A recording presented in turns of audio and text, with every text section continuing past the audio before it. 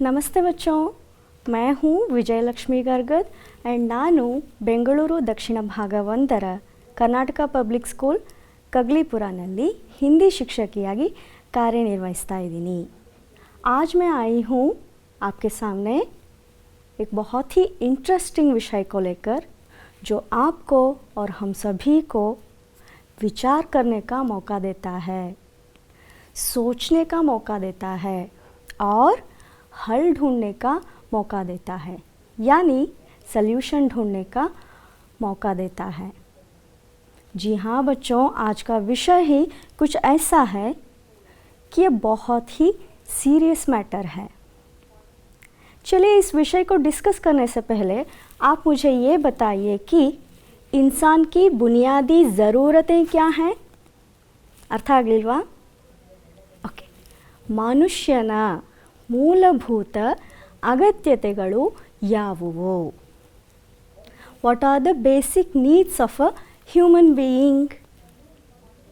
क्या क्या हो सकते हैं बेसिक नीड्स? सोचिए ज़रा। जी हाँ, एक एग्जांपल मैं बता दूँ, ठीक है। ಮೈ ತುಂಬ ಒಡವೆ ಹಾಕ್ಕೊಳ್ಳೋದು ಬೇಸಿಕ್ ನೀಡ್ನಾ ಅಲ್ಲ ಅಲ್ವಾ? तो फिर बेसिक नीड क्या है? ಮೈ ತುಂಬ ಬಟ್ಟೆ ಹಾಕ್ಕೊಳ್ಳೋದು ಅಲ್ವಾ ಮಕ್ಕಳೇ? ಬಿಸಿಲು, ಚಳಿ, ಗಾಳಿ, ಮಳೆಯಿಂದ ರಕ್ಷಿಸ್ಕೊಳ್ಳೋದಕ್ಕೆ ಮನುಷ್ಯನಿಗೆ ಏನು ಬೇಕು? ಬಟ್ಟೆ ಬೇಕು। ಹಾಗೆಯೇ ಉಸಿರಾಡೋಕ್ಕೆ ಶುದ್ಧ ಗಾಳಿ ಅಲ್ವಾ? ಹವಾ ಭಿ ಬುನಿಯಾದಿ ज़रूरत है। ಹಾಗೆಯೇ ಮತ್ತೆ ಯೋಚನೆ ಮಾಡಿ, ನಾನೇ ಹೇಳ? ಓಕೆ, ಆಹಾರ, ಉತ್ತಮವಾದ ಆಹಾರ, ಅದರಲ್ಲೂ ಉತ್ತಮವಾದ ಆಹಾರ, sound mind in a sound body ಅಂತ ಹೇಳ್ತೀವಿ। ಸದೃಢ ದೇಹ ಮೇ ಸದೃಢ ಮಸ್ತಿಷ್ಕ। ನಾವು ಉತ್ತಮವಾದ ಆಹಾರವನ್ನು ಸೇವಿಸಿದಾಗ ಮಾತ್ರ ನಾವು ಆರೋಗ್ಯವಂತರಾಗಿ ಇರೋಕ್ಕೆ ಸಾಧ್ಯ ಅಲ್ವಾ? और आगे रहने के लिए मकान है कि नहीं? हाँ, ಸೂರ್ಯನ ಬಿಸಿಲು, ಮಳೆ, ಚಳಿ, ಗಾಳಿ ಎಲ್ಲದರಿಂದ ರಕ್ಷಿಸ್ಕೊಂಡು ಆಶ್ರಯ ಪಡ್ಕೊಳ್ಳೋದಕ್ಕೆ ನಮ್ಗೆ ಏನು ಬೇಕು? ಮಕಾನ್ ಚಾಹಿಯೇ, ಘರ್ ಚಾಹಿಯೇ। ಇದೆಲ್ಲದಕ್ಕಿಂತ ಇಂಪಾರ್ಟೆಂಟ್ ಇನ್ನೊಂದಿದೆ, ಏನು ಹೇಳಿ? जी हाँ, पानी। आप भी यही सोच रहे थे ना? पानी, पानी भी बुनियादी ज़रूरत है। बट ठहरिए चिल्ड्रन, ನೀರು ಬುನಿಯಾದಿ ज़रूरत, ಬಟ್ ಅದರಲ್ಲೂ ಈಗಿನ ಪರಿಸ್ಥಿತಿಗೆ ನಾವು ಬಿಸಿ ನೀರನ್ನೇ ಕುಡಿಬೇಕು ಫಾರ್ ಸೇಫ್ಟಿ पर्पज़ अल्वा? तो आज हम पानी के बारे में डिस्कस करेंगे। तो पाठ का नाम है 8वीं कक्षा के जीवन धात्री वर्षा। ओके, तो पाठ का आशय क्या है? इस पाठ में आप क्या क्या सीखते हैं? इस पाठ का मेन थीम क्या है? पाठ का मेन थीम है पानी के उपयोग और लाभ से ಪರಿಚಿತ ಹೋತೆ हैं। ಏನೇನು ಯೂಸಸ್ ನೀರಿನಿಂದ, ಏನೇನು ಲಾಭಗಳು ನೀರಿನಿಂದ ಅನ್ನೋದನ್ನು ನಾವಿಲ್ಲಿ ತಿಳ್ಕೊಳ್ತೀವಿ। ಏನೇನು ಯೂಸಸ್ ಇದೆ ಹಾಗಾದರೆ? ಏನೇನು ಲಾಭಗಳಿದೆ? ಸಣ್ಣ ಸಸ್ಯ ಬೆಳೆಯೋದಕ್ಕೂ ನೀರು ಬೇಕು, ದೊಡ್ಡ ಮರಕ್ಕೂ ನೀರು ಬೇಕು, ಪ್ರಾಣಿ ಪಕ್ಷಿಗಳಿಗೂ ನೀರು ಬೇಕು, ಮನುಷ್ಯನಿಗೂ ನೀರು ಬೇಕು, ಹಾಗೆಯೇ ಭೂಮಿಗೂ ನೀರು ಬೇಕು ಅಲ್ವಾ? ಯಾಕೆ ಹೇಳಿ? बताइए क्यों? ಭೂಮಿಗೆ ನೀರು ಅಂತರ್ಜಲಕ್ಕೋಸ್ಕರ ಬೇಕು। ಭೂಮಿಯ ಮೇಲ್ಮೈ ಮೇಲೆ ನೀರು ಎಷ್ಟು ಇಂಪಾರ್ಟೆಂಟ್ನೋ, ಭೂಮಿಯ ಒಳಗೆ ಅಂತರ್ಜಲಕ್ಕೂ ಕೂಡ ನೀರು ಅಷ್ಟೇ ಇಂಪಾರ್ಟೆಂಟ್ ಆಗುತ್ತೆ ಮಕ್ಕಳೇ, ಹೌದೋ ಅಲ್ವೋ? ओके, आगे जाएंगे। मैं आपको एक बार पाठ पढ़ के दिखाती हूँ और आपको ध्यान में रखना चाहिए कि मैं कहाँ पर रुकती हूँ, कहाँ पर पॉज देती हूँ। इन सारे अंशों को ध्यान में रखकर आपको पाठ पढ़ना है। ओके, एक बार पढ़ लूँ? देखिए, पाठ का नाम है जीवन धात्री वर्षा। जीवन के लिए पानी अनिवार्य है। पानी के स्रोत अनेक हैं, नदी, नाला, सागर आदि। इन सब का कारण है वर्षा। समुद्र, झील, तालाब और नदियों का पानी सूरज की गर्मी से बाष्प बनकर ऊपर उठता है। इस बाष्प से बादल बनते हैं। ये बादल जब ठंडी हवा से टकराते हैं तो इनमें रहने वाले बाष्प के कण पानी की बूंदें बन जाते हैं। बूंदों वाले बादल भारी होकर जब धरती की आकर्षण शक्ति से खींचे जाते हैं तब वर्षा के रूप में बरस जाते हैं। इस प्रकार धरती से बादल और बादल से धरती तक बाष्प की यात्रा बहुत रोचक है। चलिए यहाँ पर कुछ शब्दार्थ हैं, इनके अर्थ जानने की प्रयास करेंगे। तो पहला शब्द क्या है बच्चों? वर्षा। वर्षा ಅಂದರೆ ಮಳೆ, बारिश, रेन। अर्थ आयता? ओके। दूसरा वर्ड है अनिवार्य। अनिवार्य ಅಂದರೆ ಅವಶ್ಯಕವಾದದ್ದು, ಎಸೆನ್ಷಿಯಲ್, ಬೇಕೇ ಬೇಕು, ಇಲ್ಲದೆ ನಡೆಯೋದೇ ಇಲ್ಲ ಅನ್ನೋದಕ್ಕೆ ನಾವು ಅನಿವಾರ್ಯ ಅಂತ ಹೇಳ್ತೀವಿ। थर्ड वर्ड है स्रोत। स्रोत इसका अर्थ है ಮೂಲ, ಸೋರ್ಸ್, ರಿಸೋರ್ಸ್, ಸಂಪನ್ಮೂಲ, ಸಂಪತ್ತು, ಸಂಪದ, ಏನೆಲ್ಲ ಹೇಳ್ಬೋದು ನಾವು। चौथा वर्ड है झील। झील यानी सरोवर, लेक, ಕೆರೆಗಿಂತ ಒಂಚೂರು ಚಿಕ್ಕದು। ओके। तो अगला वर्ड है बूंद यानी हनी, ನೀರಿನ ಹನಿ, ಮಳೆಯ ಹನಿಗಳು। ओके। नेक्स्ट वर्ड है आम तौर पर। ಸಾಧಾರಣವಾಗಿ, ಜನರಲಿ ಅನ್ಬೇಕಾದ್ರೆ ನಾವು ಹಿಂದಿನಲ್ಲಿ ಆಮ್ ತೌರ್ ಪರ್ ಅಂತ ಹೇಳ್ತೀವಿ। ಓಕೆ, ಗೊತ್ತಾಯ್ತಾ? ನೆಕ್ಸ್ಟ್ ವರ್ಡ್ है ಪ್ರತೀಕ್ಷಾ, ನಿರೀಕ್ಷೆ, ನಿರೀಕ್ಷೆ ಮಾಡೋದು, ವೇಟ್ ಮಾಡೋದು ಅಂತ। ಓಕೆ। तो ಏಯ್ತ್ ವರ್ಡ್ है ಅಕಾಲ್, ಅಂದರೆ ಕಾಲವಲ್ಲದ ಕಾಲ, ಬರಗಾಲ, ಡ್ರೌಟ್ ಅಂತ ಇಂಗ್ಲೀಷ್ನಲ್ಲಿ ಹೇಳ್ತೀವಿ। नेक्स्ट वर्ड है बाढ़ यानी प्रवाह, फ्लड ಅಂತ ಹೇಳ್ತೀವಿ।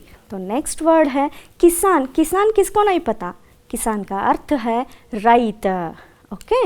नेक्स्ट वर्ड है ಸಿಂಚಾಯಿ, ಬುವಾಯಿ। ಸಿಂಚಾಯಿ ಅಂತ ಹೇಳಿದ್ರೆ ನೀರಾವರಿ, ಅಂದರೆ ಇರಿಗೇಷನ್, ವಾಟರ್ ಇರಿಗೇಷನ್ ಅಂತ ಹೇಳ್ತೀವಲ್ಲ, ನೀರು ಹಾಯಿಸೋದು, ಎಸ್ ಅದೇ ಸಿಂಚಾಯಿ। ಬುವಾಯಿ ಅಂತ ಹೇಳಿದ್ರೆ ಬಿತ್ತನೆ ಮಾಡೋದು, ಅಂದರೆ ಹೊಲದಲ್ಲಿ ಬೀಜ ಬಿತ್ತುತ್ತೀವಿ ನೋಡಿ, ಅದು ಬಿತ್ತನೆ, ಸೋಯಿಂಗ್ ಅಂತ ಹೇಳಿ ಇಂಗ್ಲೀಷ್ನಲ್ಲಿ ಹೇಳ್ತೀವಿ।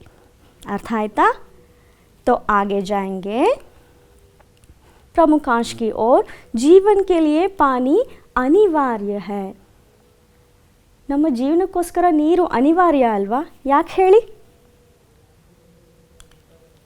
कपड़े धोने के लिए ಅಲ್ವಾ?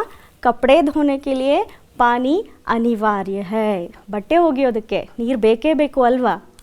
नेक्स्ट है बर्तन मांजने के लिए। ಪಾತ್ರೆ ತೊಳೆಯೋಕ್ಕೋಸ್ಕರನೂ ನೀರು ಬೇಕೇ ಬೇಕು, ನೀರಿಲ್ಲದೆ ಪಾತ್ರೆ ಹೇಗೆ ತೊಳಿತೀರಿ ಅಲ್ವಾ? ओके। आगे है खाना पकाने के लिए। ಅಡುಗೆಗೂ ನೀರು ಬೇಕು। और आगे पीने के लिए, ये तो सबसे ज़्यादा इम्पॉर्टेंट है। आई रिपीट, ये तो सबसे ज़्यादा इम्पॉर्टेंट है। पीने के लिए पानी चाहिए, आवश्यक है। और किस चीज़ के लिए? जी हाँ, यहाँ पर आप देखिए एक बच्चा नहा रहा है ना, तो फिर ಸ್ನಾನ ಮಾಡೋದಕ್ಕೂ ನೀರು ಬೇಕು। ಸೊ ಇಷ್ಟೆಲ್ಲ ಯೂಸಸ್ ಇದೆ ನೀರಿಂದ। ಓಕೆ, ಆगे जाएंगे। पानी के स्रोत अनेक हैं। स्रोत ಅಂತ ಹೇಳಿದ್ರೆ ಏನು ಹೇಳಿದ್ದೆ? ಮೂಲ, ರಿಸೋರ್ಸ್, ಸಂಪತ್ತು। ಈಗ ಒಂದು ಎಕ್ಸಾಂಪಲ್, ಓಕೆ?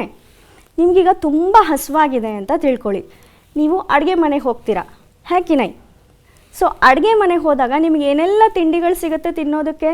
ಸೊ ನಿಮಗೆ ನಿಮ್ಮ ಹಸಿವನ್ನು ಕಡಿಮೆ ಮಾಡೋದಕ್ಕೆ ಅಥವಾ ಹಸಿವನ್ನು ನೀಗಿಸೋದಕ್ಕೆ ಸ್ರೋತ ಯಾವುದಾಯಿತು, ಮೂಲ ಯಾವುದಾಯಿತು? ಅಡುಗೆ ಮನೆ। ಹಾಗೆಯೇ ನಿಮಗೆ ತುಂಬ ಬೋರ್ ಆಗ್ತಿದೆಯಪ್ಪ, ಟೈಮ್ ಪಾಸ್ ಆಗ್ತಾಯಿಲ್ಲ, ಸೊ ಒಂದು ಸ್ವಲ್ಪ ಟಿ ವಿ ನೋಡೋಣ ಅಂತ ಹೋಗ್ತೀರಾ। ಸೊ ನಿಮ್ಮ ಮನರಂಜನೆಯ ಮೂಲ ಯಾವುದಾಯಿತು? ಟಿ ವಿ ಆಯಿತು, ಹೌದಲ್ವಾ? ಹಾಗೆಯೇ ನೀರಿಗೂ ಅನೇಕ ಮೂಲಗಳಿದ್ದಾವೆ, ಜೈಸೆ ನದಿ, नाला और सागर। अर्थ आयता? सो नदी, नाला और सागर हैं पानी के स्रोत।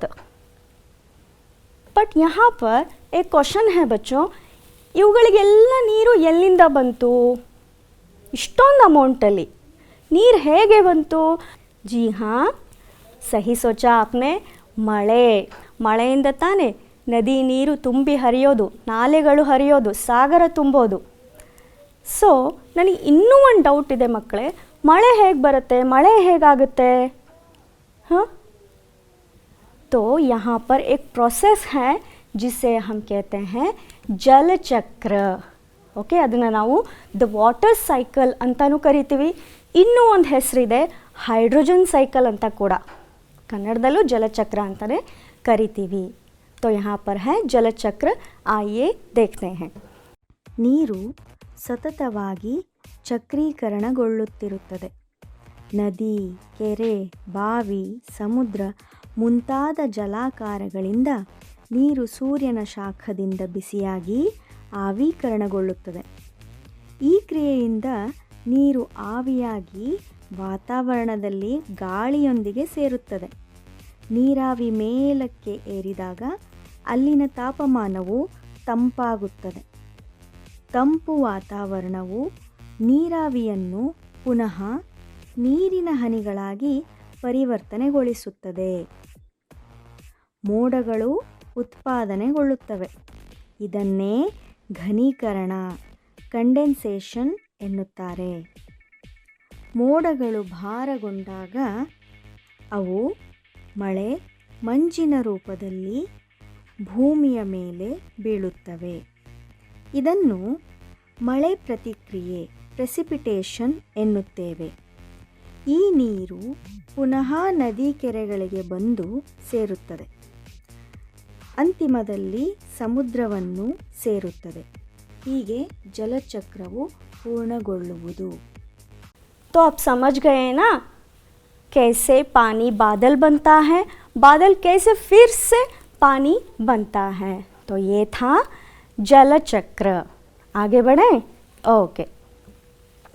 भारत में मानसूनी हवाएं वर्षा लाती हैं. मानसून मूलतः हिंद महासागर एवं अरब सागर की ओर से भारत के दक्षिण पश्चिम तट पर आने वाली हवाओं को कहते हैं, जो भारी वर्षा कराती हैं. जब ये ठंडे से गर्म क्षेत्र की तरफ बहती हैं तो उनमें नमी की मात्रा बढ़ जाती है, जिसके कारण वर्षा होती है. यहाँ पर देखिए बच्चों, इंडिया मैप ಇದೆ ಅಲ್ವಾ. ಓಕೆ, ಇಲ್ಲಿ ನೋಡಿ, ದಕ್ಷಿಣ ಅಂದ ತಕ್ಷಣ ಇದು ದಕ್ಷಿಣ ಭಾಗ, ಇದು ಪಶ್ಚಿಮ ಭಾಗ. ಸೊ ಇಲ್ಲೇನಿದೆ, ನೀರಿದೆ. ಹಿಂದೂ ಮಹಾಸಾಗರ, ಅರಬ್ಬಿ ಸಮುದ್ರ, ಇಲ್ಲೆಲ್ಲ ಏನಿದೆ, ನೀರಿದೆ. ಸೊ ಈ ನೀರು ಅತ್ಯಂತ ತಂಪಾದ ಜಾಗ, ಅಂದರೆ ತಂಪಾಗಿರುವಂತಹ ಪ್ರದೇಶ. ಹೇಗೆ ಇಲ್ಲಿಂದ ಗಾಳಿ ಬರುತ್ತೋ ನಮಗೆ, ಮಾನ್ಸೂನ್ ಮಾರುತಗಳು ಅಂತ ಹೇಳಿದ್ರೆ ಮಾನ್ಸೂನ್ನ ಗಾಳಿ ಇಲ್ಲಿಂದ ಏನಾಗುತ್ತೆ, ಒಣ ಪ್ರದೇಶಕ್ಕೆ ಬರೋಕ್ಕೆ ಸ್ಟಾರ್ಟ್ ಆಗುತ್ತೆ. ಓಕೆ, ಆ ಒಣ ಪ್ರದೇಶಕ್ಕೆ ಅಂದರೆ ನೆಲ ಭಾಗಕ್ಕೆ ಬರೋಕ್ಕೆ ಸ್ಟಾರ್ಟ್ ಆದಾಗ ಅಲ್ಲಿಂದ ಏನಾಗುತ್ತೆ, ಮಾಯ್ಶ್ಚರ್ ಏನಿರುತ್ತೆ ನೀರಲ್ಲಿ, ಆರ್ದ್ರತೆ ಅಂತ ಹೇಳ್ತೀವಲ್ಲ, ಸೊ ಆರ್ದ್ರತೆ ಏನಾಗ್ಬಿಡುತ್ತೆ, ಡಬಲ್ ಆಗಿಬಿಡುತ್ತೆ. ಅವಾಗೇನಾಗುತ್ತೆ, ಮಳೆ ಬರೋಕ್ಕೆ ಸ್ಟಾರ್ಟ್ ಆಗುತ್ತೆ. ಸೊ ಭಾರತದಲ್ಲಿ ಮಳೆ ಬರಬೇಕು ಅಂತ ಹೇಳಿದ್ರೆ ಅಲ್ಲಿ ಮಾನ್ಸೂನಿ ಹವಾಯೇ ವರ್ಷಾ ಲಾತಿ ಹೈ. ಅರ್ಥ ಆಯ್ತಾ? ಓಕೆ, ಆगे जाएंगे.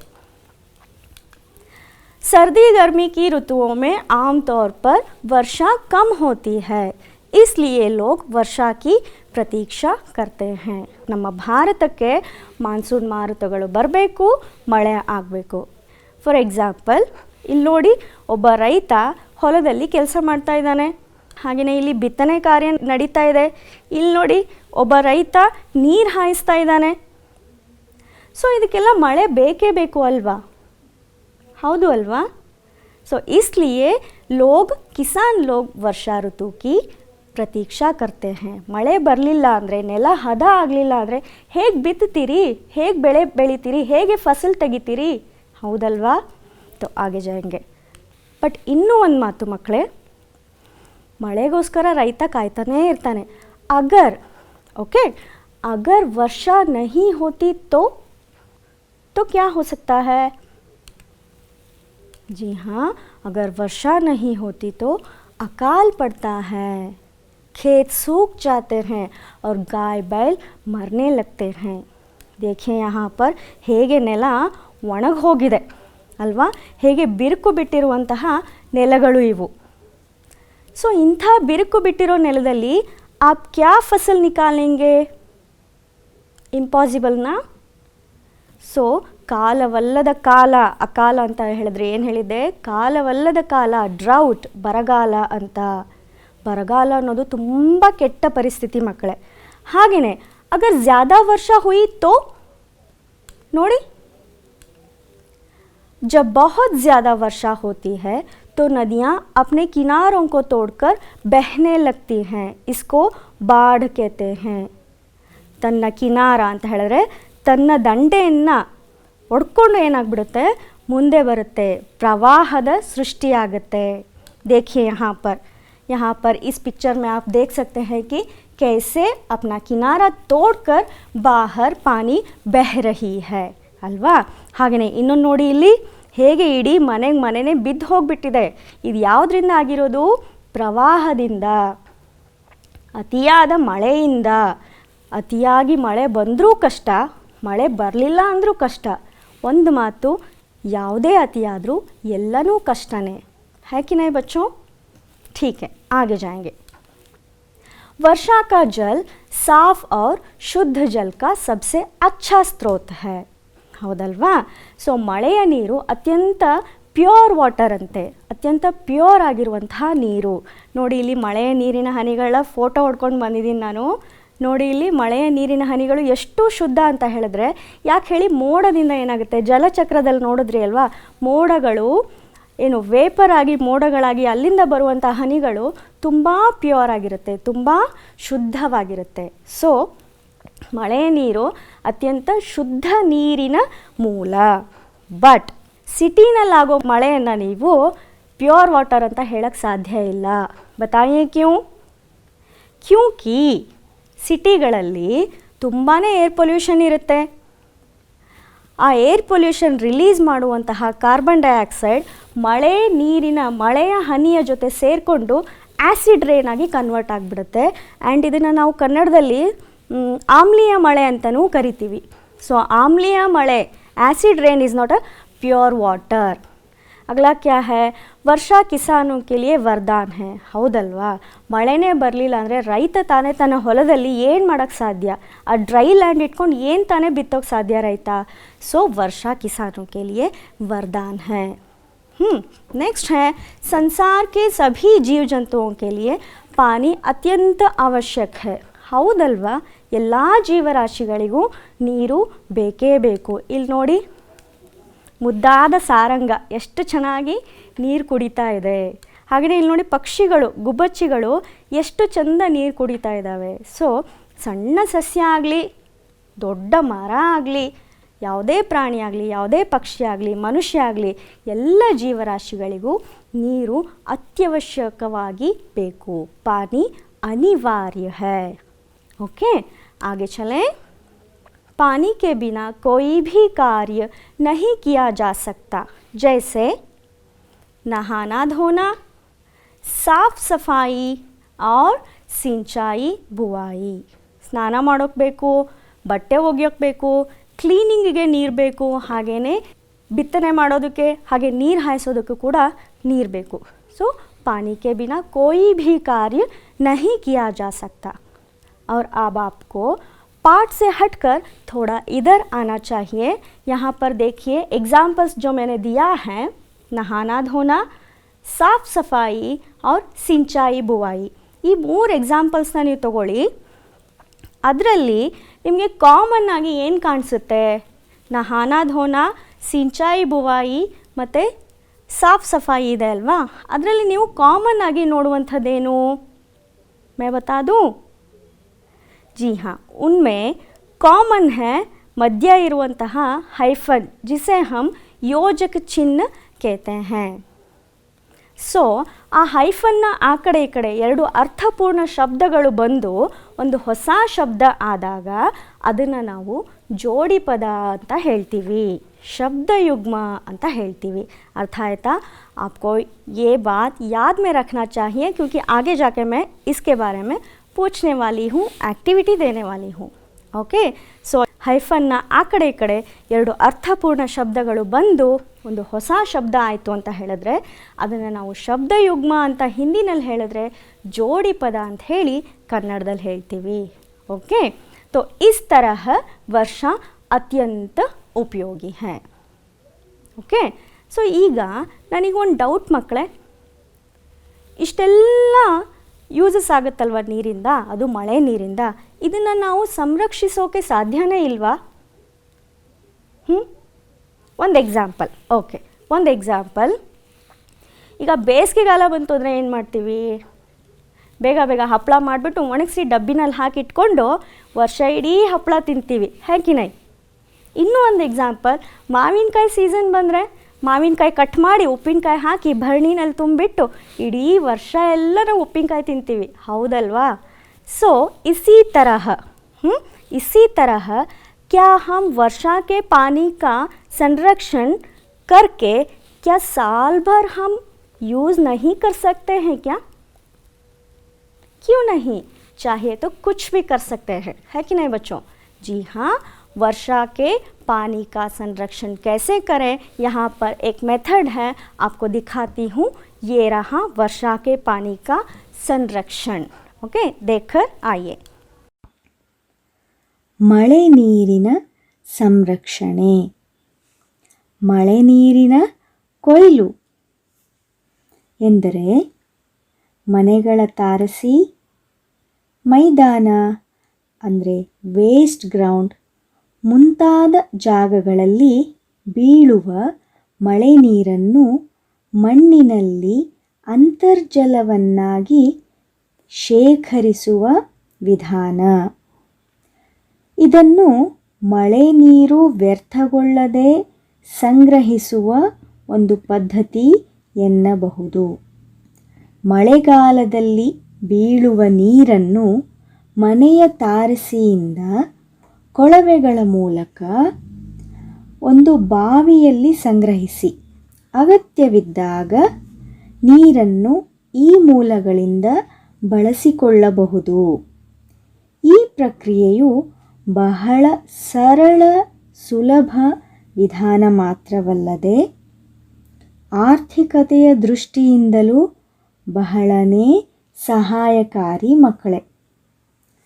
ಮಳೆ ನೀರಿನ ಸಂರಕ್ಷಣೆಯು ಮಾನವನ ಹೆಚ್ಚಿನ ನೀರಿನ ಬೇಡಿಕೆಯನ್ನು ಪೂರೈಸುವುದಲ್ಲದೆ ಮಳೆ ನೀರು ನಗರ ಪ್ರದೇಶಗಳಲ್ಲಿ ವ್ಯರ್ಥಗೊಳ್ಳದೆ ಮಳೆಗಾಲದಲ್ಲಿ ಸಾಮಾನ್ಯವಾಗಿ ಅತಿ ಸಾಮಾನ್ಯವಾಗಿ ಜರುಗುವ ನೆರೆ ಅವಘಡಗಳಿಂದಲೂ ಪ್ರವಾಹಗಳಿಂದಲೂ ಕಾಪಾಡಲು ಸಹಾಯಕಾರಿ ಎನ್ನಬಹುದು.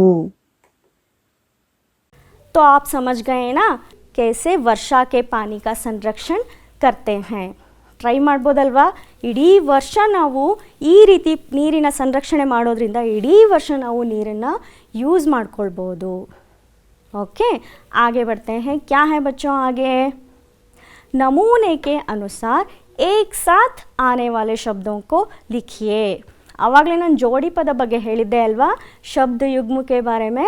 ಸೊ ಅದೇ ಆ್ಯಕ್ಟಿವಿಟಿ ಇದು. ನಮೂನಾ ಹೈ ನದಿ ನಾಲಾ. ಇನ್ನೊಂದು ಹೇಳ್ತೀನಿ, ನಿಮ್ಮ ಟೆಕ್ಸ್ಟ್ ಬುಕ್ನಲ್ಲಿ ಪೇಜ್ ನಂಬರ್ 100 ಅಂದರೆ ಪಾಠದ ಜೀವನಧಾತ್ರಿ ವರ್ಷ ಪಾಠದ ಲಾಸ್ಟ್ ಪೇಜಲ್ಲಿ ಏನಿದೆ ಅಂತ ಹೇಳಿದ್ರೆ ಒಂದು ಚಿತ್ರ ಇದೆ ರೈತಂದು. ಆ ರೈತನ ಚಿತ್ರದ ಮೇಲ್ಗಡೆ ಪ್ಯಾರನಲ್ಲಿ ಈ ಎಲ್ಲ ವರ್ಡ್ಸು ಸಿಗುತ್ತೆ. ಇಲ್ಲೇನು 1 ರಿಂದ 5 ಶಬ್ದಗಳಿದಾವೋ ಈ ಎಲ್ಲ ವರ್ಡ್ಸು ನಿಮಗೆ ಎಲ್ಲಿ ಸಿಗುತ್ತೆ? ಆ ಚಿತ್ರದ ಮೇಲ್ಗಡೆ ಪ್ಯಾರಾಗ್ರಾಫಲ್ಲೇ ಎಲ್ಲ ವರ್ಡ್ಸು ಇದ್ದಾವೆ. ಸೊ ನೋಡಿ ನೋಡಿ ಬೇಗ ಹೇಳ್ತೀರಾ ನನಗೆ? ಓಕೆ, तो नमूना है नदी नाला. तो जीव क्या हो सकता है? यहाँ पर है सफाई, धोना, जंतु, जीवन, बुवाई. ओके, यहाँ पर आपको क्या करना है? जोड़ना है. जोड़ी ಪದ ಮಾಡಬೇಕಾಗಿದೆ. ಓಕೆ, तो पहला वर्ड है जीव. ಜೀವದ ಜೊತೆ ಅಲ್ಲಿ ಏನಿದೆ ನೋಡಿ? यस, जंतु ಇದೆ. तो बन गया जीव जंतु. तो दूसरा वर्ड है साफ. साफ ಜೊತೆ ಏನಿದೆ ನೋಡಿ ಅಲ್ಲಿ ಆ ಪ್ಯಾರಾಗ್ರಾಫಲ್ಲಿ? सफाई. राइट, सफाई ಇದೆ. थर्ड वर्ड है नहाना. ನಹಾನ ಜೊತೆ ಏನಿದೆ ಜೋಡಿ ಪದ? ಎಸ್, ಧೋನ ಇದೆ. ನಹಾನ ಧೋನ. ಸಿಂಚಾಯಿ ಇದೆ ಮಕ್ಕಳೇ. ಸಿಂಚಾಯಿ ಜೊತೆ ಯಾವ ವರ್ಡ್ ಇದೆ ನೋಡಿ? ಬುವಾಯಿ. ಕರೆಕ್ಟ್, ಸಿಂಚಾಯಿ ಬುವಾಯಿ ಇದೆ. ಹಾಗೆಯೇ ಲಾಸ್ಟ್ ವರ್ಡ್ ಜನ್ ಇದೆ. ಇನ್ಯಾವುದು ಉಳಿತು ಅಲ್ಲಿ? ಜೀವನ್ ಅಲ್ವಾ? ತೋ ಜನ ಜೀವನ್. ಇವುಗಳಿಗೆ ನಾವು ಏನಂತ ಕರಿತೀವಿ? ಜೋಡಿ ಪದ ಅಂತ ಕರಿತೀವಿ, ಶಬ್ದ ಯುಗ್ಮ ಅಂತ ಕರಿತೀವಿ. तो जीव जंतु, साफ सफाई, नहाना धोना, सिंचाई बुवाई, जन जीवन. अर्थ आयता? ओके, आगे बढ़ेंगे. आपको यहाँ पर रिक्त स्थान भरना है. ओके, यहाँ पर एक एक प्रश्न के नीचे दो दो विकल्प दिए गए हैं. उनमें से आपको सही उत्तर चुनकर वहाँ पर रिक्त स्थान भरना है. तो पहला वर्ड है जीवन के लिए डैश अनिवार्य है. बच्चों बताइए मुझे, जीवन के लिए पानी अनिवार्य है या मौज मस्ती? सोचिए और बताइए मुझे. जी हाँ, जीवन के लिए पानी अनिवार्य है. अर्थ आಯ್ತಲ್ವಾ? ನೀರು ಬೇಕೇ ಬೇಕು ಅಲ್ವಾ? तो दूसरा प्रश्न है मानसून की हवाएं डैश लाती हैं. ನಾ ಹೇಳಿದೆ ಮಾನ್ಸೂನ್ ಬಗ್ಗೆ ಹೇಳಬೇಕಾದ್ರೆ ಹೇಳಿದೆ ನಾನು, ಮಾನ್ಸೂನ್ ಕಿ ಹವಾಯೆ ವರ್ಷಾ ಲಾತಿ ಹೈ ಯಾ ಧೂಪ್ ಲಾತಿ ಹೈ. ಧೂಪ್ ಅಂತ ಹೇಳಿದ್ರೆ ಬಿಸಿಲು. तो मानसून की हवाएं क्या लाती हैं? वर्षा या धूप? एग्जैक्टली, मानसून की हवाएं वर्षा लाती हैं. तो थर्ड प्रश्न है वर्षा नहीं होती तो डैश होता है. अकाल या बाढ़? ಅಕಾಲ್ ಅಂದರೆ ಬರಗಾಲ, ಬಾಢ್ ಅಂತ ಹೇಳಿದ್ರೆ ಪ್ರವಾಹ. ವರ್ಷಾ ನಹಿ ಹೋತಿ ತೋ ಮಳೆ ಬರಲಿಲ್ಲ ಅಂದರೆ ಏನಾಗುತ್ತೆ? ಬರಗಾಲ. ಅಕಾಲ್ ಹೋತಾ ಹೈ. ವರ್ಷಾ ನಹಿ ಹೋತಿ ತೋ ಅಕಾಲ್ ಹೋತಾ ಹೈ. ಚೌಥಾ ಹೈ ಶುದ್ಧ ಜಲ್ ಕಾ ಸ್ರೋತ್ ಡ್ಯಾಶ್ ಹೈ. ಸೊ ಹೇಳಿದೆ ಅಲ್ವಾ, ಶುದ್ಧ ನೀರಿನ ಮೂಲ ಯಾವುದು? ವರ್ಷ ಯಾ ಸಾಗರ್? जी हाँ, शुद्ध जल का स्रोत है वर्षा. ಮಳೆಯೇ ನೀರಿನ ಶುದ್ಧವಾದ ರೂಪ. अर्थ आयता? ओके, आगे बढ़ते हैं. गृह कार्य. ओके, यहाँ पर मैं आपको 2 प्रश्न देने जा रही हूँ और इन प्रश्नों के उत्तर लिखकर अपने अध्यापक को दिखाना है. दिखाएंगे ना?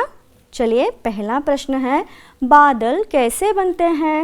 जो मैं आपको दिखाई थी ना, जल चक्र, the water cycle, hydrogen cycle. ಹಾಂ, ಅದರಲ್ಲಿ ಮೋಡಗಳು ಹೇಗೆ ಫಾರ್ಮ್ ಆಗ್ತವೆ ಅನ್ನೋದ್ರ ಬಗ್ಗೆ ಇದೆ. ಸೊ ಅದನ್ನು ನೀವು ಬರಿಬೇಕಾಗುತ್ತೆ. यहाँ पर लिखना है. और दूसरा प्रश्न है वर्षा कब होती है? मानसून के बारे में बताई थी ना मैंने. हाँ, उसी मानसूनी हवाओं के बारे में आपको यहाँ पर लिखना है वर्षा कब होती है. ओके, तो नेक्स्ट है एक्टिविटी करना पसंद है आपको? जी हाँ, बताइए. एक्टिविटी में और उस एक्टिविटी में आपको कलरिंग करना पसंद है? परियोजना कार्य में आपको मैं जो एक्टिविटी दे रही हूँ उस एक्टिविटी का नाम है जलचक्र का सुंदर चित्र लिखिए. ಏನು ಮಾಡಬೇಕು? ಜಲಚಕ್ರದ ಸುಂದರವಾದ ಚಿತ್ರವನ್ನು ಬರೆದು ನೀವು ಕಲರ್ ಮಾಡಬೇಕು. ओके, और उस चित्र के नीचे आपको लिखना है जहाँ वर्षा नहीं वहाँ जीवन नहीं. ನಿಮ್ಮ ಪಾಠದ ಲಾಸ್ಟ್ ಲೈನ್ ಮಕ್ಕಳೇ ಇದೇ ಇರೋದು, ಜहाँ ವರ್ಷಾ ನಹಿ ವहाँ ಜೀವನ್ ನಹಿ. ಓಕೆ, ಆ ಸುಂದರವಾದ ಚಿತ್ರ ಬರೆದು ಕೆಳಗಡೆ ದೊಡ್ಡದಾಗಿ ಸ್ಲೋಗನ್ ಬರೀರಿ, ಜहाँ वर्षा नहीं वहाँ जीवन नहीं ಅಂತ. और अपने अध्यापक को दिखाइए और शाबाशी पाइए.